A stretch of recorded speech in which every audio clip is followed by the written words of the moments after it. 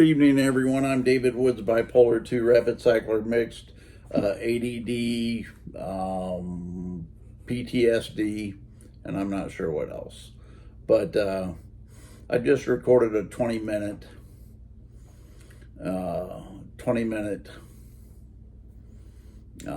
tape, video, whatever, of an epiphany I had, and I, like usual, did lots of rambling. I'm still gonna go back and do some TMS, another round of TMS, just to see if it does any magic. But as for my epiphany, I'll get to the meat there, and then I'll go through the nuts and bolts of how I think I got there. So it'll cut down on some of the rambling. I'm at peace. I am content. I'm at literal peace with myself. I came back from Indiana. I went up to Indiana around the 1st of August to help an aunt take care of another aunt. The aunt that needs taken care of has diabetic, amputation of half of her left foot, and last year had lost her big toe on her right foot. Anyhow, her dementia has kicked in and then some, but because of her left foot, there was a bone infection, and she had to go to a hospital an hour away twice a day to get antibiotic infusions. So it was wearing out my other aunt, who is early 70s, mid 70s, something, 70s. Anyway, I just got back yesterday, but it was like Saturday, I had the epiphany that I'm at peace. I'm comfortable. I am content and actually my therapist had, uses the term serenity. I was in a state of serenity, which I would agree with. And here's how I got there, I think. Starting with,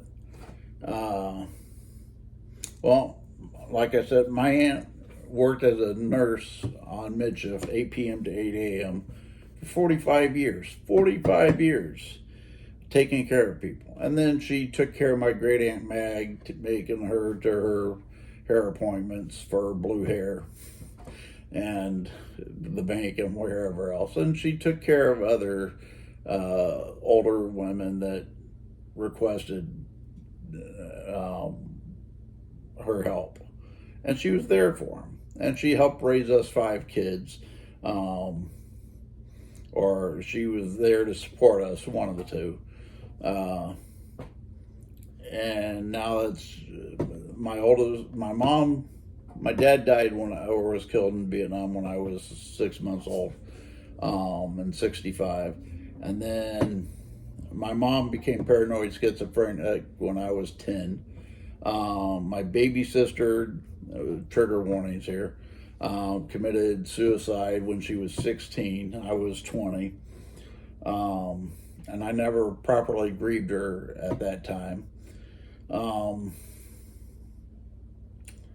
then my brother committed murder-suicide when he was 36 and I was 33. That's when my mind imploded.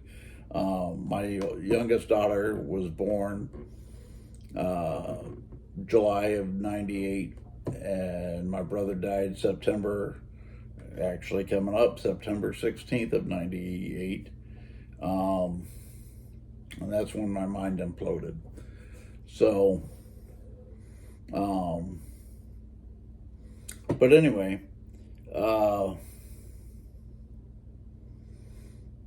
and then my oldest sister, who was a children's burn nurse for 18 years, passed away in 2000, Well, mom passed away in 2006 on September 16th, coming up. And then my oldest sister passed away in 2016. Um, so in 2017, I went to England to visit my best friend who was there for a year and a half, um, as like a temporary work situation for his company. And we went to Westminster Abbey, where Henry VIII and Mary Queen of Scots and all these other kings and queens that ruled the world lie there gathering dust on top of their vaults. And then we went to Paris, and Notre Dame was beautiful. And St. Chapel, if you had a chance, go to visit St. Chapel. The stained glass windows are just spectacular. But anyhow, we went to Napoleon's tomb, and there he lie in state in his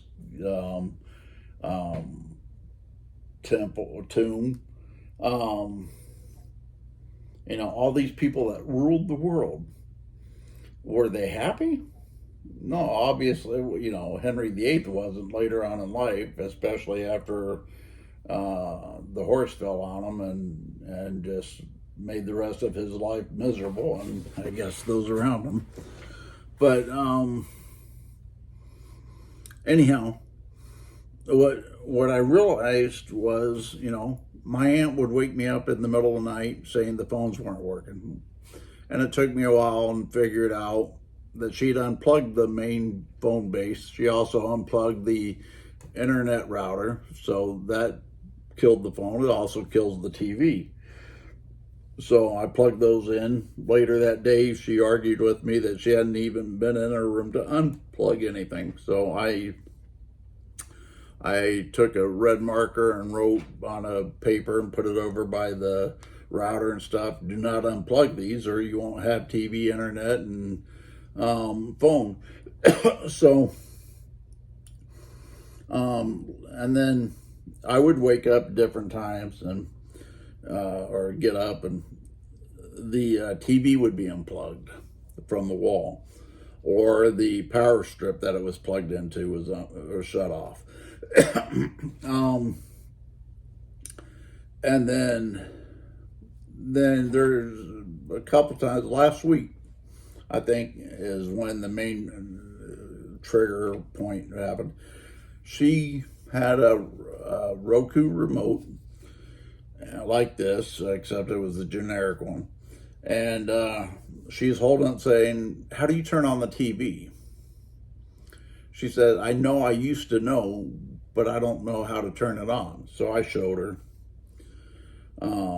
And I should have written out a note, drew a design and written out a note on how to do it. But hindsight's a wonderful thing. So she knows she knew how to turn on the TV. She used to have a beautiful vegetable garden. She used to have. Still has beautiful flower garden, roses and stuff.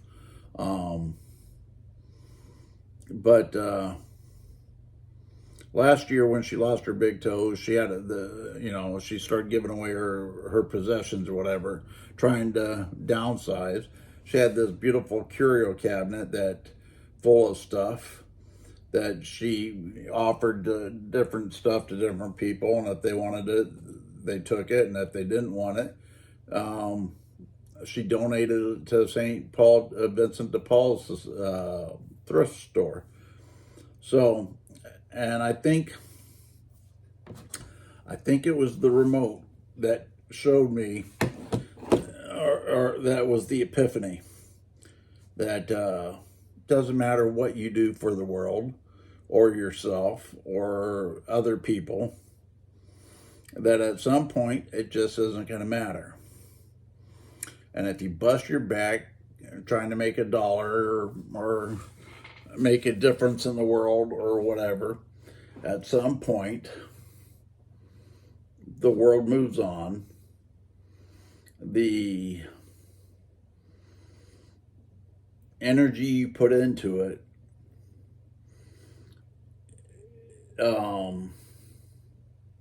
matters to you, and don't get me wrong, it matters to other people as well.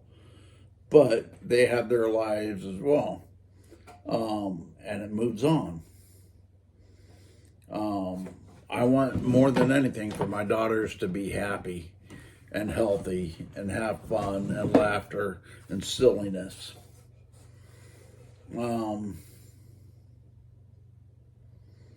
But there's not a damn thing I can do to guarantee it.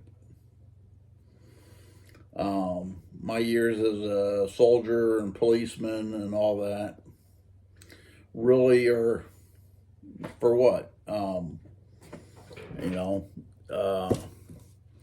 I enjoyed it. I hated it. It was rewarding. It was frustrating. It was disappointing. All of the above.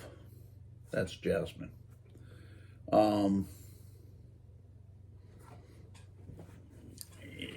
We make in life, we make a difference to people. Sometimes grand scale, sometimes not so much. Sometimes just to our pets.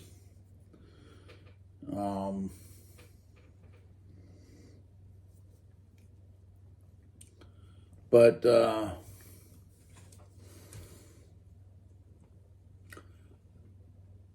are we happy?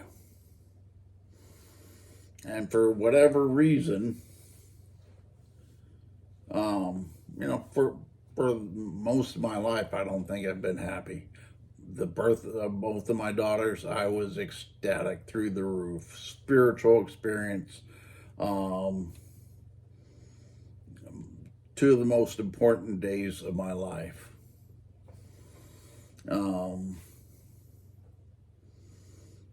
And such powerful, moving moments for me. And they brought me happiness. My daughters brought me happiness. My illness and my bringing them unhappiness and betrayal and whatever was devastating to me. And I chalk it up to the bipolar, but in the end, it's still, what does that matter?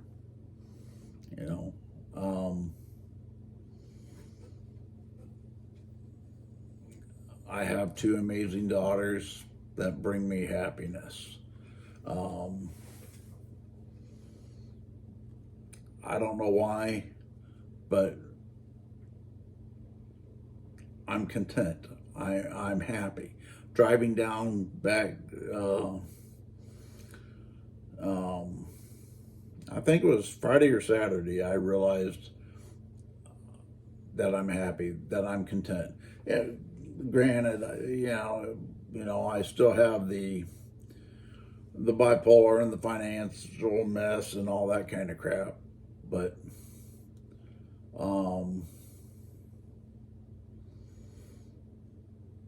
in the scheme of things, hey, I love life. I love the beauty of life. Of course, I love my daughters, my family, my close friends.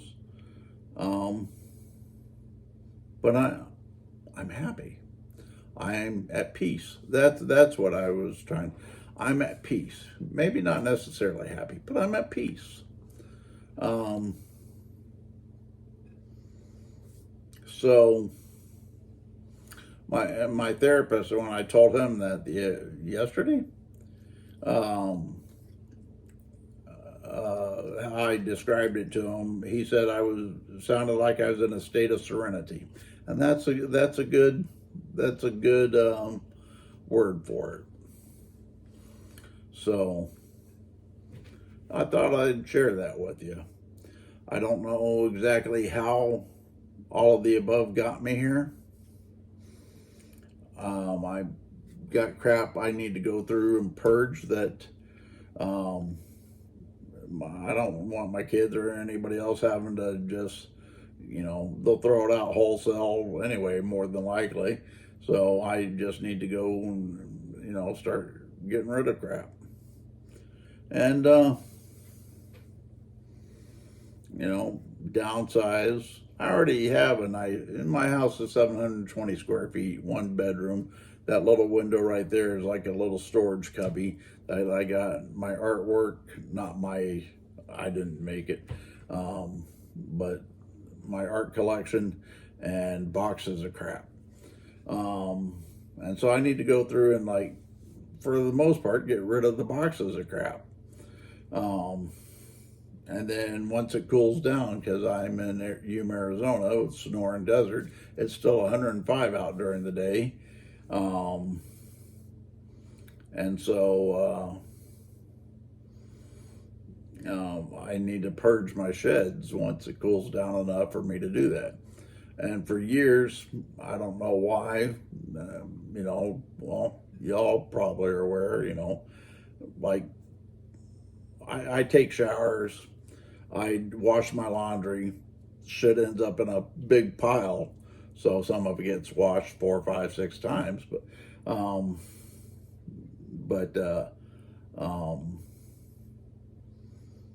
that, stuff I can't do.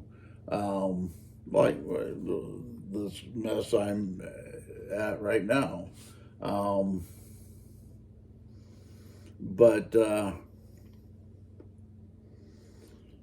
Yeah, I'm at peace.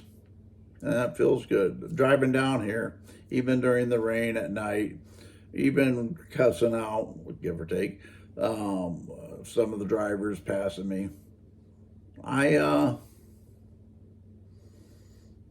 still laughed about it and smiled and relaxed, and it's all good. And I hope y'all are doing well and staying safe. And I hope you find your own peace, and I'll still be doing these things, these videos. Maybe try to do them a little more often. But I'm not sure I really have anything to say, but, in the scheme of the world, most of those loudmouths don't have anything to say either. But, boy, do they keep on saying it. So we'll see how that goes. I'll try to post this now, and stay safe, stay strong, stay beautiful, stay you. Never give up the fight. Take it one day at a time. Breathe. One step at a time. We'll get there. You and me both. Peace. I love you. Peace and harmony. And serenity. Can't forget the serenity. Have a good evening, and we'll talk to you later.